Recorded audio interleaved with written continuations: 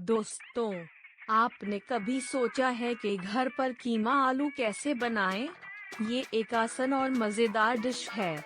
चलो, इसे बनाने का तरीका सीखते हैं। सबसे पहले आपको कुछ इंग्रेडिएंट्स चाहिए। आपको कीमा, आलू, प्याज, टमाटर, अदरक, लहसुन और मसाला चाहिए। पहला कदम है प्याज को बारीक काटना।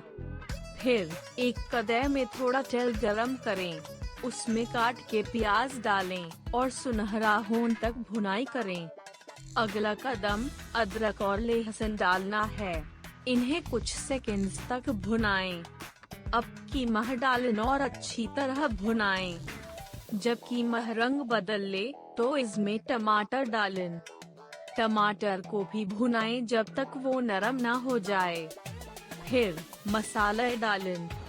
आपको नमक, लाल मिर्च, हल्दी और धनिया चाहिए। इनसे कीमा को अच्छे से मिक्स करें। अब आलू को पील करें और क्यूब्स में काटें। इन्हें कढ़ाई में डालकर थोड़ा पानी डालें। कढ़ाई को ढक दें और आलू को पकने दें।